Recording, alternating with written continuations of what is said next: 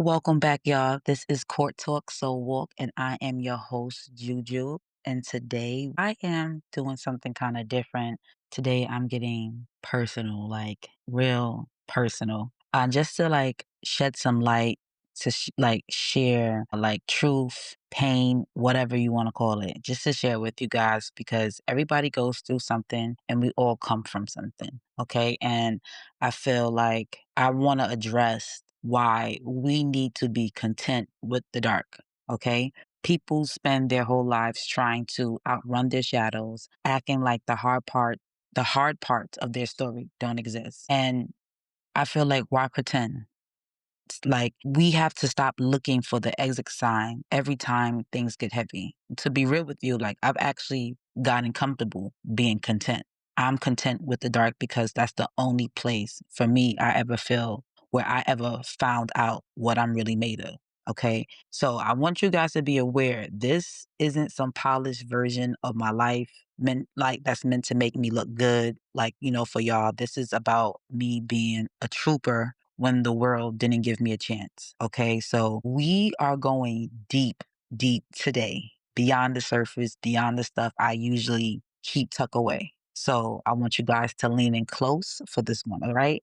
We're cutting through the noise, the perfect answers. This is about growing up, identifying the struggle, and realizing that the things that were meant to bury me were actually just planting me. All right. So let's get it.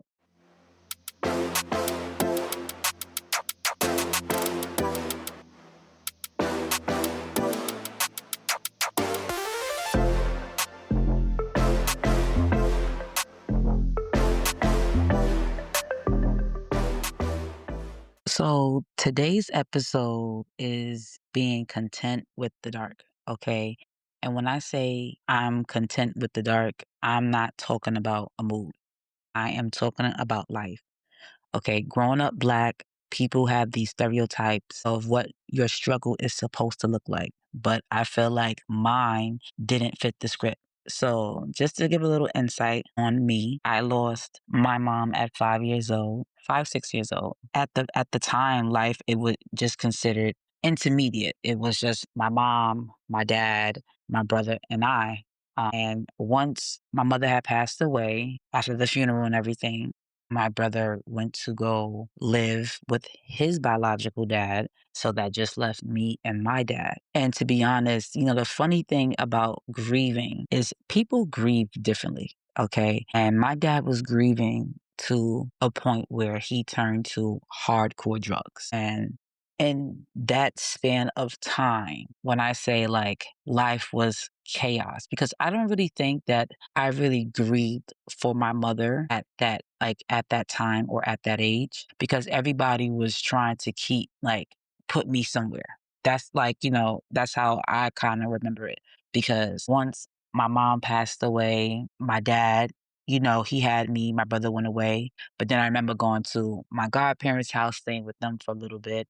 And then I was at my mom's best friend house for a little bit. And to be honest, all I wanted was my dad. I was not like, I will never forget a moment that I was at my godparents' house and I just kept telling my godparents that I wanted my dad. I wanted my dad. And my dad was in Brooklyn. I was in the Bronx at the time. And my godfather drove me all the way to Brooklyn to my dad's house. And I will never forget when I got there, my dad had a woman there, like a friend, whatever the case is. So at the time, I didn't know what exactly was going on, or whatever the case might have been.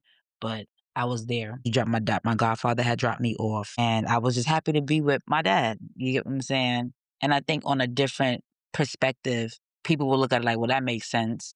She wants to be with a familiar face, of course. And it just came to a time where my dad was taking me to the drug houses so he could go cop his drugs. You get what I'm saying? To the point where my dad had a friend of his, and he was a guy living he had moved him in to the apartment that once was a family.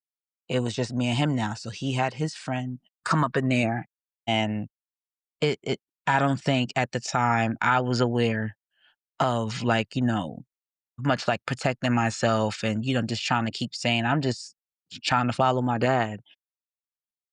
in the midst of, like, being in my dad's care, it was, like, a situation where my dad I was in the house by myself. My dad was going to go somewhere, and he told me to basically, um, stay in the house, okay? And I did not listen. I wanted my dad.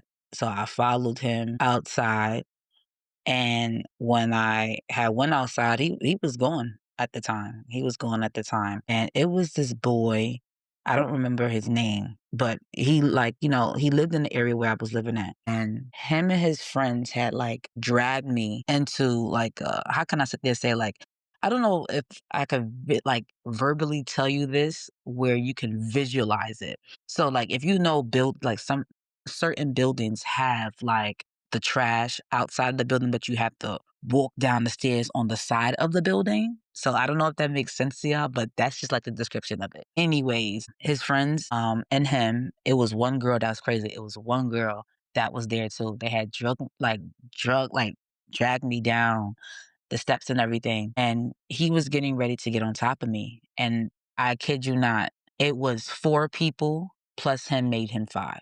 So the girl had one leg, the other guy had one leg, one boy had my arm, and the other boy had my arm. And he was getting ready to get on top of me. But I kept kicking. I kept kicking and I kept screaming. And where we was at, like the people's windows were like facing like the inside. Like, but it's like you wouldn't see it unless you were inside the like you lived in the apartments, whatever the case is. So once that whole situation had like, finished and I had like kind of kicked my way out of it, it's just so crazy when I had walked out of the place, like not place, but the side of the building.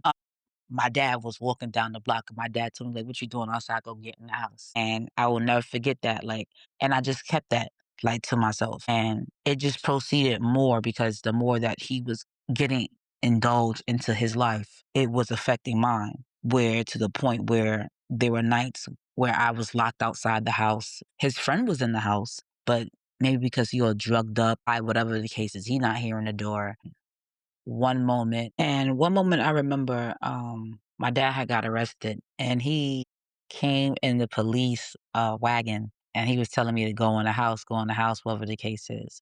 But thank God it was a next door neighbor.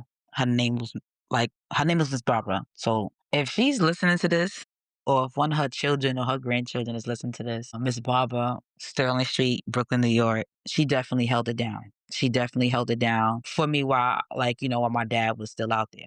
A lot of times my dad wasn't home or wasn't there for me, and she would bring me into our house, feed me, give me snacks. And Miss Barbara had kids too. So, she was one of my mom's good friends when we had moved over there. And in the midst of everything that was going on, my aunt, which is it's crazy because my mom, my biological mom, she is adopted. So my aunt is technically not my aunt, but my mother grew up with her. So they kind of consider themselves as cousins because my mom's mother was my aunt's aunt. So it sounds confusing, but if you listen, you're like, okay, cool. But anyways, she had came and she had basically to check up on me and to find out that my dad had got arrested. Get what I'm saying? So she basically was going to like go for guardianship of me, which she did succeed in. Okay. And the thing about it was like throughout that whole time living with her, like me and my aunt, we were like at odds. You get what I'm saying? We went into the shelter together and the shelter life wasn't bad, thank God, but we did like to get where we had like, a space, okay, cool, where you could be kind of chill. It took us a little bit to like get to that. And I will never forget, we got into the shelter. I was in third grade. And at that time, I realized like my aunt, she get like that. She's old school. Don't get me wrong. Like she's old school. I'm not going to sit there and say like, what she didn't do was not from the kindness of her heart.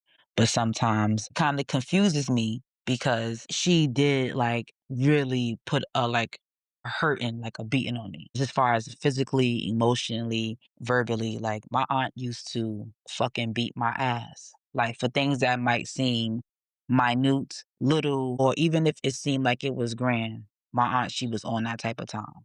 And I can't even tell you the countless times that I have gone to school with like this. And I felt like at that point in time in my life, I really felt like shoot, I started with her when I was in 3rd grade. Like, by the 4th grade, I was ready to die, I'll be honest with you, because I felt like at that moment, I didn't understand what the fuck was going on in my life. I felt like I had lost my mother, I lost my brother, my dad was not in my life. Now I'm with my aunt. She claims that, my mom, she loved my mom and she was this good person, but she didn't like my dad. So part of me always kind of felt like she treated me a certain way because she didn't like my dad. And she used to tell me like things like, my mom straight up, she said, my mom wished she never had me. My mom wished I was never born. She would basically throw in my face that, like, my dad was a drug addict and that how my dad chose drugs over me. And not to be funny, she wasn't lying. It hurt because it was the truth. You get what I'm saying? At that time, at that age, I didn't understand that. You get what I'm saying? But it was the truth. My dad did pick drugs over me. And I'm not my dad's only kid. My dad has 3 girls. Like, I'm his youngest daughter. My dad has 3 beautiful daughters. But the thing about the drug addiction, just to throw this in there, my dad was in the world when his oldest daughter passed away. You get what I'm saying? On drugs, you know? And like, for real, not for nothing, my heart go out for him. Like, it goes out to him. You get what I'm saying? Because everybody got something that they going through, but losing, like, losing like that is on a different scale. You get what I'm saying? And I felt like not only did he lose his daughter, not one, but my dad has lost all 3 of his daughters in some type of form or fashion. You get what I'm saying? And in the sense that I was with my aunt, he had lost me, and don't get me wrong, like, one thing I give to my aunt, and I know I probably said this before, like in a previous episode, like, she kept me rooted in church. And I feel like me knowing God has really brought me this far. You know, I'm not saying like I've had the best relationship with God, but I've definitely fell off at different times in my life. But knowing God and knowing like how he would show up and seeing that he has took me through so much that I have been so resilient and so humble, like just at an early age, you get what I'm saying? And I used to see my dad be high. Like, I used to go to church. No funny shit. Like, I used to go to Mount Zion Baptist Church right there on Ralph and St. Mark's. And I used to go to church and I was in the choir. I was on the nurses board, everything, like just in church. And I used to come out of church sometimes and my dad be walking down the strip high. You get what I'm saying? Like, he knew who I was, but shoot, it's 85 degrees outside and my dad got on a biggie. Like, hurt the fuck you. You get what I'm saying? But to me at the time, I didn't even give a fuck. I used to stop and I used to pray with my dad.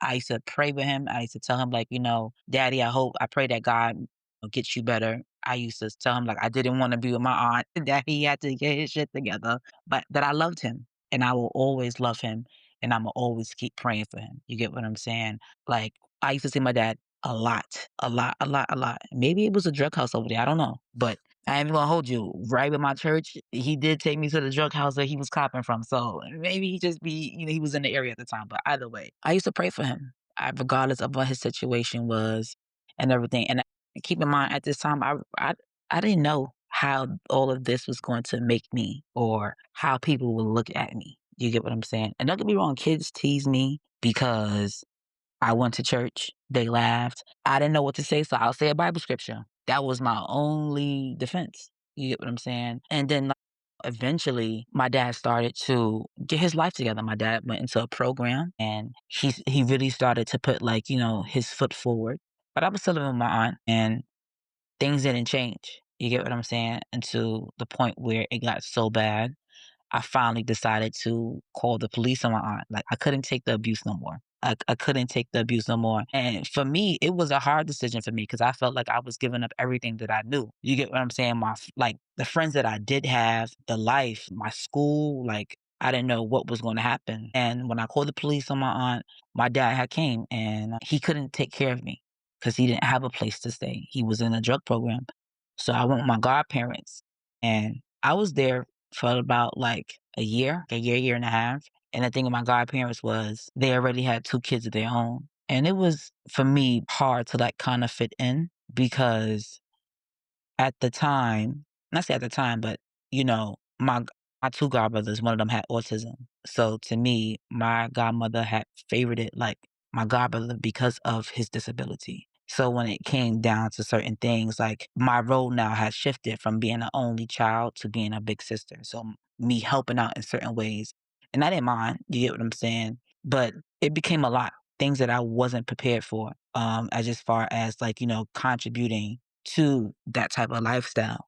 I don't think I was ready for that. And to just be like, not say thrown in, but like was kind of thrown in that type of situation. I had a best friend in school, and it's to the point where like the favoritism was really getting out of hand because at this time my dad was still in the drug program, but he couldn't take care of me. So eventually my dad had met my stepmother, and the story with that was like, well, Julius, you better go get your child and stop playing about her.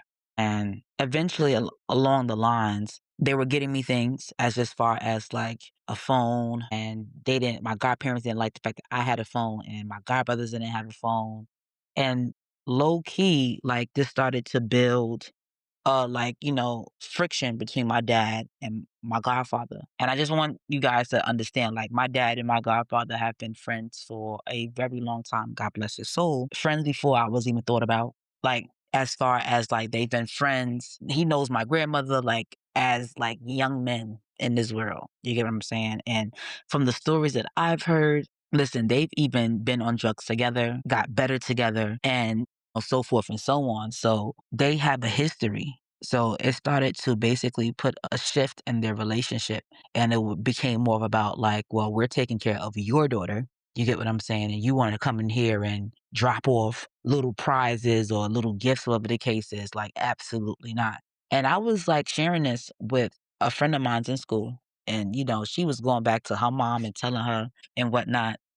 It started off with her mom doing my hair. I would go over to their house and she'd do my hair and whatnot. And eventually it became that I was living there with them and I wanted to stay there with them. Life seemed from what it looked like.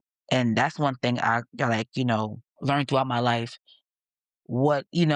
just because things look good doesn't mean that it is good. And I didn't understand that part of life. And I learned at an early age why you should not mix friendships with one another, like your home. And that was exactly what I was walking into. And me and this girl was best of friends, honestly. And it seemed like not soon after that I like started living there was like a little switch, but eventually the thing was like did get in contact with my dad, and it was like an issue with me staying there because my stepmother at the time, that like she wasn't married to my dad, but you can tell like she definitely put the battery in his back, and she came on that type of time. It was just like, okay, why you don't want to live with your father? But keep in mind, yeah, they were together, but they didn't have no space for me. Okay, they didn't have no space. They didn't have a room for me.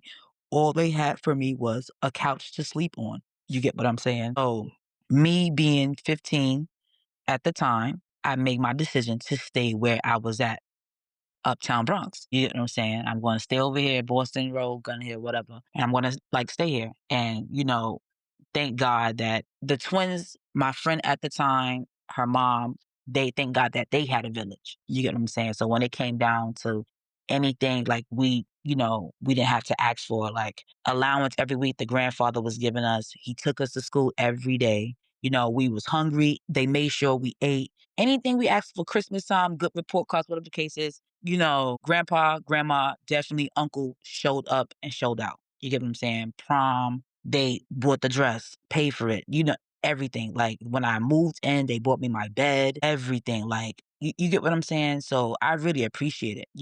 But not for nothing. I learned one thing. One of the things I learned is like, I have to understand that you are not somebody's child. It sounds crazy, but it's the harshness and the reality of a lot of things. I've only experienced that with one person in my life. But to experience that with multiple people is asking for a lot from life. Do you get what I'm saying? And I remember the time her mom used to give me all these sweet nicknames and whatnot.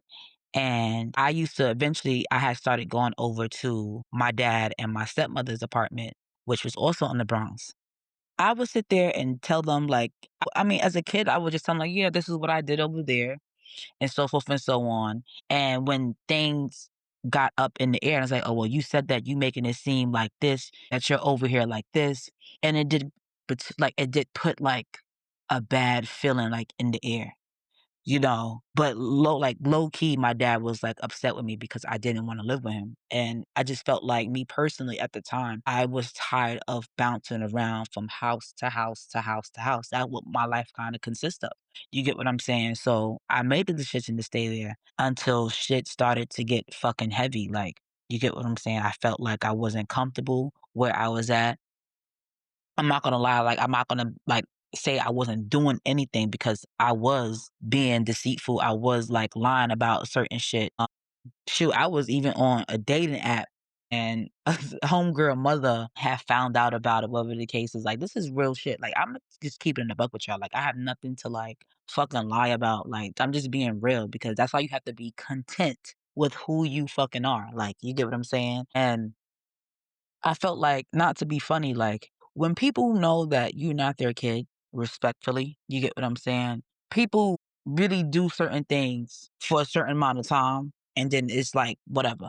You get what I'm saying? I've had that, like, first hand of, like, people taking advantage of that. You get what I'm saying? Because if you asking to play a part, or if you want to genuinely play a part, then play it. Like, you get what I'm saying? Because all you teaching me is what? So within that time frame, like, not for nothing, the mother really didn't do anything for me. Like, yes, she put the roof over my head. Yes, she fed me. And I'm not even trying to be fucking funny, but the only way she was feeding us was because she was getting food stamps. It's not like she worked every day, whatever the case is. You get what I'm saying? So I mean, it is, but like, I'm grateful, but I'm not going to make it seem like, oh, well, this person really put their neck out on the line, da da da, X, Y, and Z for me. No, you didn't. You get what I'm saying? Not to be funny, I've been in a lot of homes, and when you're young and you get money from the state and whatnot, people take advantage on that because let me tell you how shit, like, with the whole, like, when you not somebody kid, people do funny shit. And it took me until when I was an adult to find out this bitch opened up a motherfucking Con Edison account in my fucking name when I was living there with them. Why the fuck you didn't use your fucking kid's name? Why the fuck would you use some? And that's the thing. Like, maybe her heart was in the right place at one point in time, but when shit gets sticky for motherfuckers over the cases, and you not their fucking kin, niggas will show you real quick what the fuck it is. It's gonna be up and it's stuck, and that's what it. That's just how I fucking feel. Because a bitch never said anything to me about, oh, I'm gonna open up an account, whatever the case is, like anything. Like, I'm not even trying to be fucking funny. Bitch never took me to the doctor or whatever. Like, people just wanna, like, get on you or whatever you got to basically help what the fuck they got going on. You get what I'm saying? And after all this shit was going on and spiraling, I had reached out to my dad, and I was telling my dad, like, because not for nothing, living there was people was taking advantage of me. You get what I'm saying? Like, niggas wouldn't clean up, niggas wouldn't wash dishes, but it'll always be like, well, Jaleesa, can you go sit there and go wash dishes, whatever the case is? Like, I'm not no fucking maid. You get what I'm saying? Y'all really getting like this shit out of this shit, whatever the case is. But it just seems like when Jaleesa do shit, or when Jaleesa probably don't fully do something, now motherfuckers want to come down my fucking neck. And I used to peep shit like that. Not to be fucking funny, like, this is my podcast, so I can say what the fuck I want to fucking say. Her daughter was fucking nasty. You get what I'm saying? Like, I don't. Let me just. I know this is my. It sound crazy, whatever the case is, and it may not kind of go off topic, whatever. But people low key use me like for mad shit. You get what I'm saying? And not for nothing. Like, I done been mad places and seen how people live. You get what I'm saying? Her daughter was nasty, and she never said anything about it. You get what I'm saying? Shit between her and her daughter was always held behind closed doors. Shit with me was always put on the fucking poster because you're doing X, Y, and Z. So just for example, when she found out that I was on a dating site, whatever the case is, I had came in the house. Her and her twins was sitting at the table, and they was just basically like, her son was just like yelling at me, talking about, "Oh, you made my mom life a living hell," just going off on me, whatever the case is. Like, and I'm like, all right, bet. Like, you get what I'm saying? Y'all nasty motherfuckers ain't talking about I'm making y'all life a niggas don't even. I'm not really trying to be like that, but it may sound like I'm, like, a little toxic, whatever case is, but I'm, like, I'm really not. I'm just saying, like, people wanna pick and choose what they want they kids to do over the cases. Alright, cool, like, shit. And I'm not even trying to be fucking funny whatever the case is. People, y'all wanna address why this is not done or why I'm doing this, whatever the case is. And let's be fuck and I wanna address this because this is the same type of issue I had with my aunt. And I'm not even trying to be funny to, like, put, like, nobody down, whatever the case is. My aunts, like, wasn't feminine enough for me. You get what I'm saying? She didn't teach me a lot of shit about being a woman. So when I was with at the time, my friend, she was a twin though, don't get me wrong, she was a twin. Being there with their mother, as far as, like, being feminine went to a certain extent. And Imma give you an example. When I was with my aunt, I can't even tell you if we went to the laundromat one time. One time. Everything else was wash your shit by hand. If you thinking whatever you thinking right now when I just sat there and said that, you have every fucking right to think that because it is the fucking truth. Like, what you mean? Like, washing shit by hand? Like, yeah, like school shirts, panties, bras, whatever the case is, washing by hand. You get what I'm saying? When I was living with the twins and their mom, and this is the thing with people because people, I don't know, be circulating. Like for my aunt, she was a single guardian, and so was the twins' mother. Both of them did not work. Okay. And to be honest, when I say work, like work consistently, like having a job. Okay. Sis wasn't sending us to go do laundry. It was her father who was taking our laundry and dropping it off at the laundry service and dropping it back off to us. You get what I'm saying? We was always low on soap, X, Y, and Z. So when she came to me and told me why some of my shit was not washed, she had an attitude. And not to be fucking funny, you mad at me, but it's not like you're fucking supplying any of these fucking things for us to wash. How come? Is this how real it is? How come right after that whole moment, her daughter went into the fucking bathroom and started washing a couple pieces out with what soap? With what soap? With what soap? You get what I'm saying? I'm just like, oh, okay, like, so you ain't gonna like point out the fact that your daughter just sat there and washed out 5 pennies with no fucking soap? Okay. But you wanna talk about why I got a pile of clothes that's there and that's not clean? Bet. Pick and choose. Pick and fucking choose. And I'm trying to tell you, everything that I've been through so far that you've heard so far has been a learning lesson for me in the long run. You get what I'm saying? In the fucking long run. So to get back on track, after I left them, I got with my dad and my stepmother. And it's crazy because once again, here I am sleeping on somebody's couch. You get what I'm saying? And the whole idea was basically, okay, well, we're gonna get you your own space as far as like my own room. Mind you, I'm 16 years old now, sleeping on the couch. Okay. And would you believe me if I told you the duration of the time that I spent there, I was sleeping on the couch. Nobody ain't budge. If they did budge, it wasn't a big budge. It wasn't something that you can see type of budge. Because guess what? My ass was still sleeping on the fucking couch. And I just felt like, from a child to a father's like, point of view, give a fuck about who the bitch is. Listen, my child need her own space. There's no reason why she should be a teenager you get what I'm saying? I'm just saying on just like, you understand what I'm saying? Like, it's no reason why she needs to have her privacy. You get what I'm saying? Like, as a female, it's not saying, like, well, that's my son. He out there, whatever the case is. Shit, like, I'm a whole girl. And not to be funny, like, niggas was not moving to the sound of they own beat, my beat, whatever beat. It was just not, they was not moving together. You get what I'm saying? And it was just like ridiculous to the point where, not to be funny, even throughout that little cases, I excelled in high school. I graduated high school and I wanted to go away to college. And the thing about that was my dad didn't have no money saved up for me, anything like that, whatever the case is. And at the time, I had applied to all these colleges, and none of these colleges accepted me except for one college, which was SUNY Canton. And it's crazy because at the time I wanted to go to that was the only school I wanted to go to because they had the psychology program. So they had gave me a part-time scholarship and I was just so hyped. I was just like, you know what? I'm happy. This is my first scholarship with the cases and whatnot. And I shared it with my dad and my stepmother. And not to be funny, they was just like, no. You get what I'm saying? I'm just like, why not? My dad was like, I do not have no $10,000 for no room and board and this and that, whatever the case is. And my stepmother's point of view was that if she basically let me go out there, that I was going to get pregnant. But hey, it is what it is. So my dreams of going away to college and having that experience went down the drain in 5 seconds, literally. You get what I'm saying? So I decided to stay local. I ended up applying to BMCC. I started to go there, and it just seemed like life would not just stop with me. I felt like now I'm 18 years old. I should have more freedom. You get what I'm saying? I should be able to be, to at least spread my wings a little bit and experience the world. And it just seemed like me and my stepmother wasn't on the same page about that. She and to me at the time, I feel like she really was trying to control my life. I didn't have any room to like basically let her come in. It was more like she was pushing her way in. And if you've heard so far, like, about everything, the whole mom aspect is really like fragile to me because when I said about the grieving thing, I felt like I didn't really grieve for my mother until I got older. Until I was in a lot of situations in life where I knew that I was motherless. I knew. And that's when I started to grieve. And not to be funny, like, even to this day, like, I grieve for my mom because I know I didn't properly do it.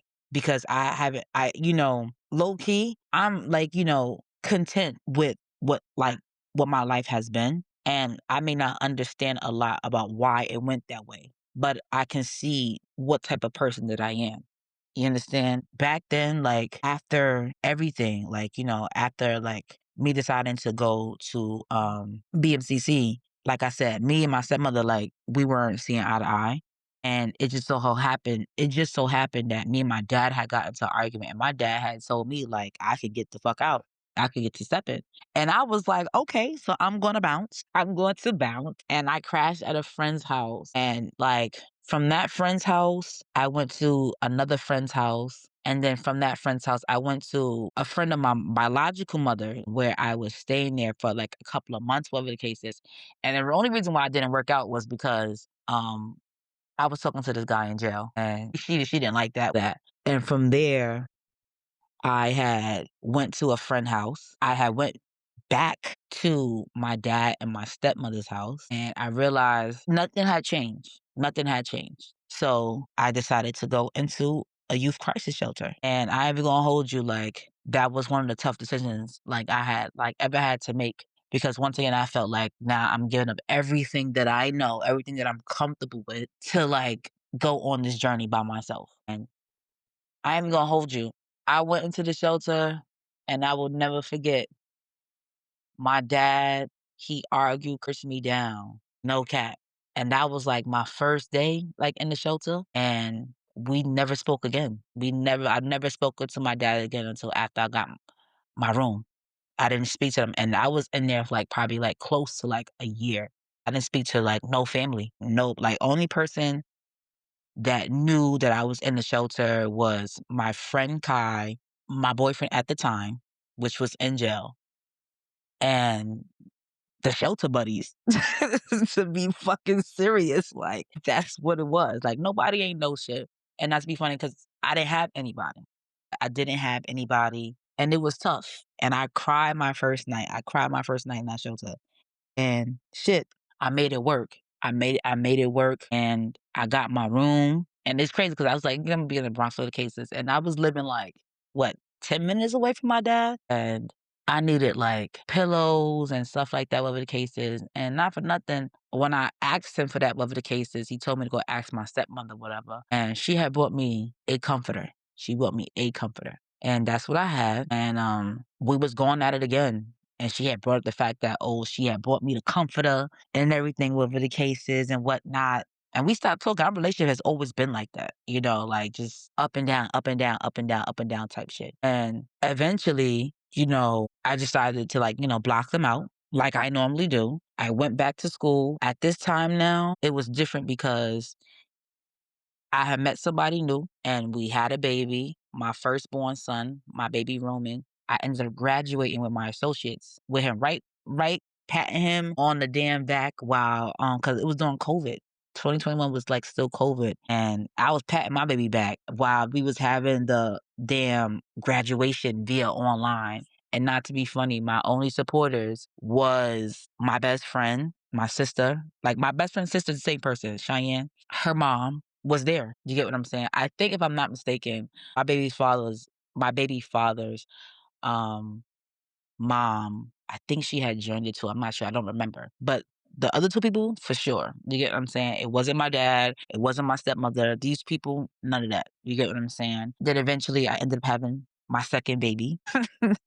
It's like, I gotta get the fuck up outta here. Do you get what I'm saying? So I did take a hiatus from school, and I ended up getting a bigger space, and then finally now, like, I am going to school to obtain my bachelor's degree for film and journalism, and I'm telling you this because I want you guys to understand that the darkness didn't ruin me. It's just sharpening me, okay? I have been through so much shit in my life, but my life has been crazy, like, ever since, and I realized, like, as I got older, like, without God, one, I don't even know if I will be where I am today. I don't know if I can be this humble. I don't know if I could be this resilient or even this, like, strong. I've heard a lot of people tell me throughout my life, like, "You are so strong. I don't know what I would do if I would lose my mother.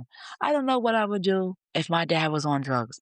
I don't know if I what I would do if somebody was beating on me." Like, I've heard people say this to me plenty of times, and to be honest, I don't know neither. I'm just happy that, like, to be honest, each and everything that I spoke about, I thank each and every one of them for being a part of my life. If they ever listen to this, I don't want them to think that I'm talking down on them, whatever the case is. This is just my version of shit, Juju's version of shit.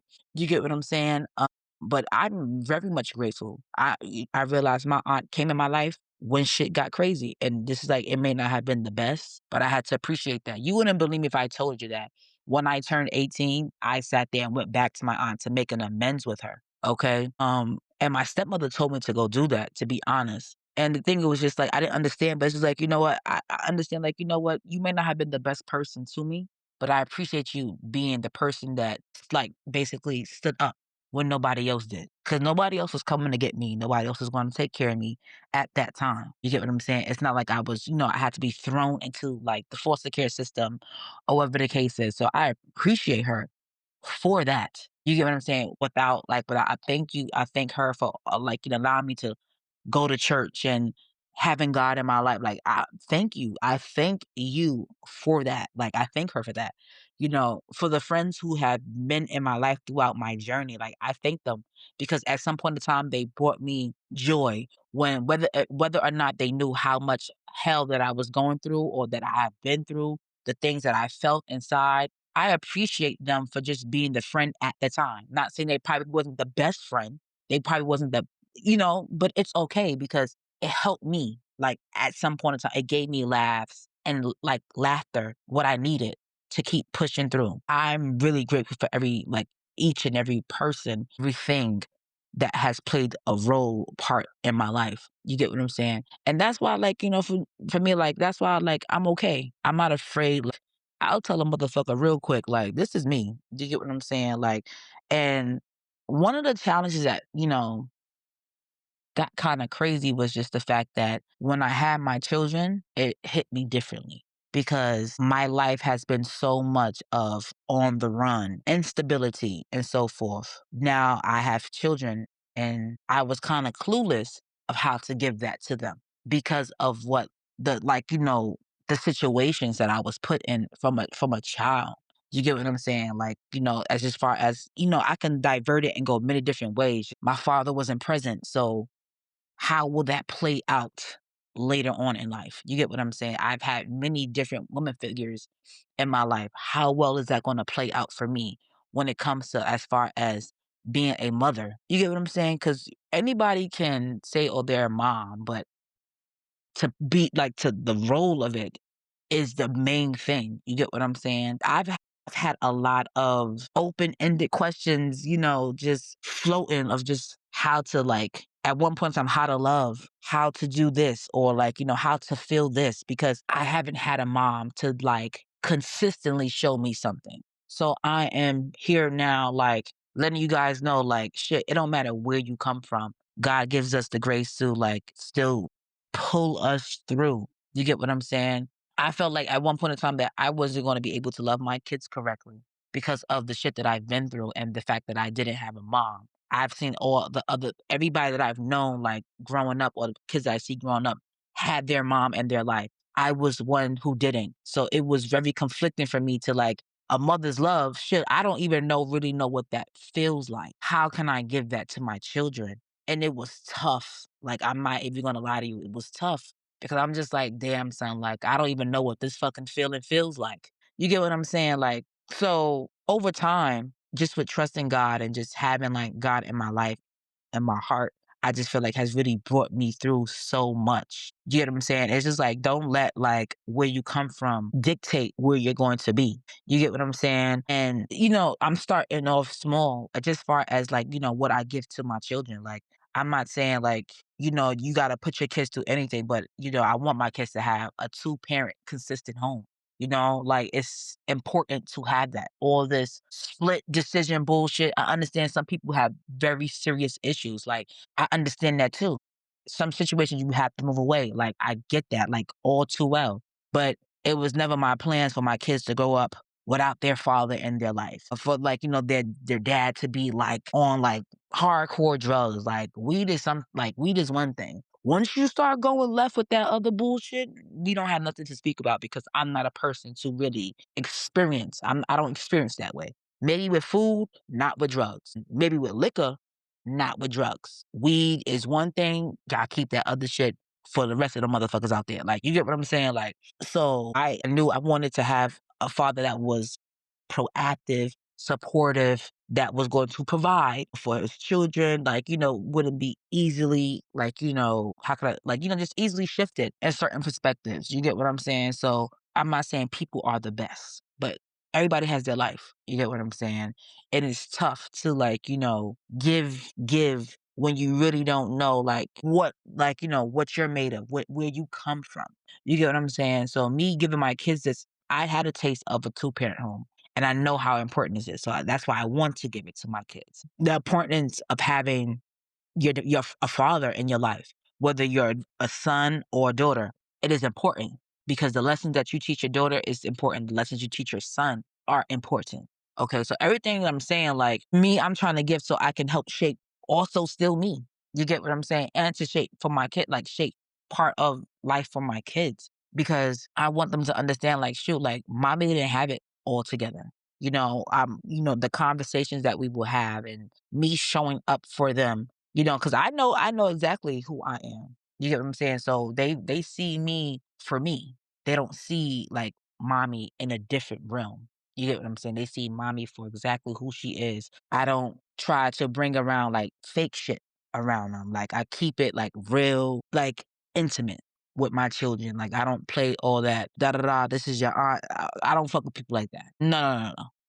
If it's really just my good up sis, my best friend, her mom. Like, don't get me wrong, I still talk to my dad and my stepmom, whatever the case is, but not to be funny, they don't hold it down. Just far as like the dad aspect and the mom aspect. Even if they heard this, whatever the case is, they could probably like differ. Like, they could have a different, like, reason, whatever the case is. But hey, it is what it is. Not to be funny. Like, they didn't even know about the podcast type shit. Like, you know, I'm cool. I'm cool on that. You get what I'm saying? Because I have learned to be content with people and with the darkness and with everything else. When people, like, not to be funny, when people show you who they are, you do have to fucking believe them. That's the thing. I be not wanting to believe shit sometimes, but it is what the fuck it is. You get what I'm saying? But it's crazy. Like, we gonna have to like go more in on this shit, like where like we going back and back, like back and forth with y'all, like, because I really want you guys to like stand up, like embrace everything about you. Don't be afraid to share that, because when people see, like, I want people to see me. I don't want people just to see like the good version of me. I want them to see this version, this version, this version because I want people to fully accept me. I don't want people to accept me for what they for once from when they once meet me from then on. No, because you don't even really know who the fuck I am. You get what I'm saying? I could really be fucking crazy and you wouldn't even fucking know it. Because people just take people from what they get at that moment. I know I want a motherfucker to get me from the very fucking beginning. Like, this is who I am. Like, it may seem like, oh well, she's nice, but she's not all the way. Cause she's been, you know what I'm saying? Like, be real. Like, it's okay. It's okay. I don't want to put nothing. I don't want to compress myself into a box for nobody, for no fucking body. You get what I'm saying? I just want to say this to you guys, and then we're going to be done. Okay, so I wrote this down, and I just wanted to share it with you guys. So I feel like if you can't accept your true you, you'll always be a tenant in someone else's version of your story. Own your origins, the messy parts, and the miracles, because the only way to light up the world is to stop being afraid of the shadows that made you. Okay? I just want to thank you guys for listening. Okay? Next week will be another banging ass episode. So thank you guys for joining. I'm your host, JuJu. This is Court Talk So Walk. And remember, keep your soul in alignment, your head in the game, and your heart in the war.